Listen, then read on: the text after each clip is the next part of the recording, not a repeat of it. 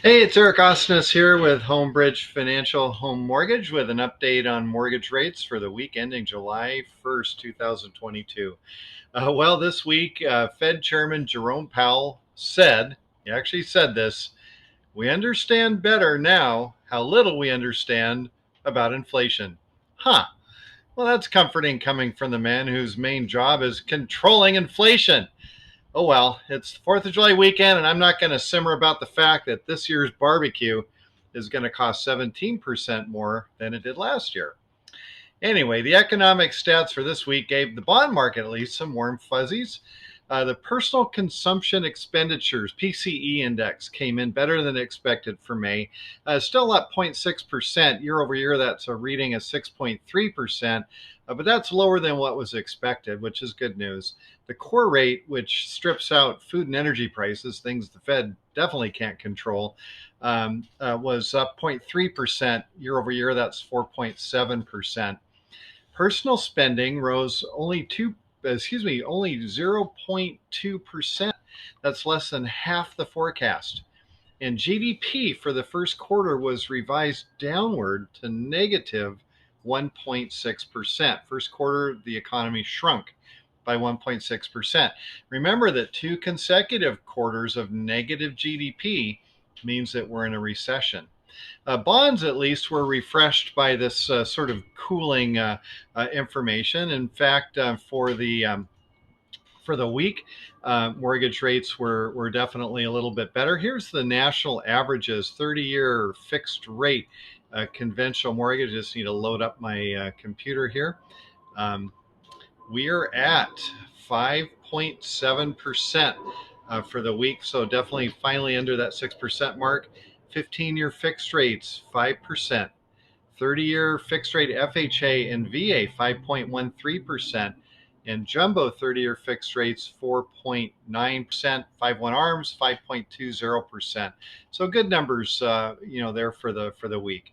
In the housing market, we are shifting into a balanced market. Maybe the days of buyers battling 20 others to win the offer may be in the rearview mirror.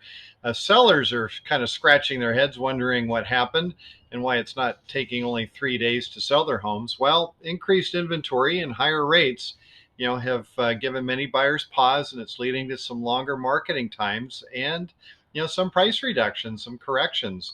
Some sellers are even offering buyer bonuses. We haven't seen that in years, and we're not firmly in a buyer's market yet, but this is more balanced, and it's a much, much, much welcome news.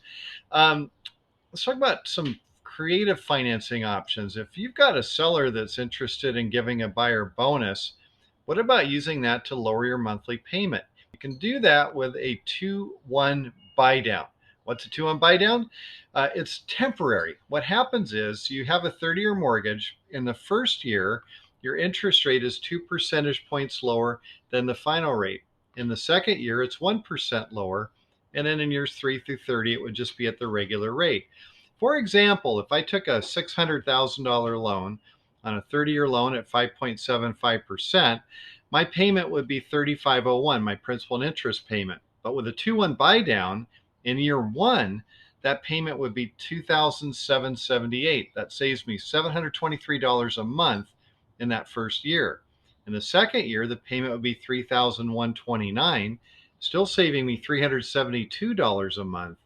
And in years 3 through 30, the payment would revert to $3,501, just in time for rates to fall lower, hopefully by then, and you could refinance that loan into a much lower 30-year fixed rate loan.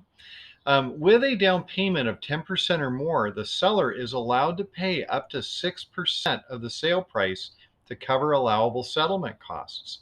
And if your down payment's less than 10%, the seller can still pay up to 3% of the sale price to cover your settlement costs. So plenty of room to handle the cost of a 2-1 buy down, which is about 3%. So you have to take that into consideration. I hope this information is helpful for you. I'm always here to answer those story problems and help you with those financial questions and figure out ways to get you into that home now. We do think still prices are going to continue to increase, maybe just not quite as as crazy as it's been over the last couple of years. I hope you all have a wonderful 4th of July holiday weekend. And just because it's coming from me, remember, you can't spell America without Eric. Have a great weekend. See you next week.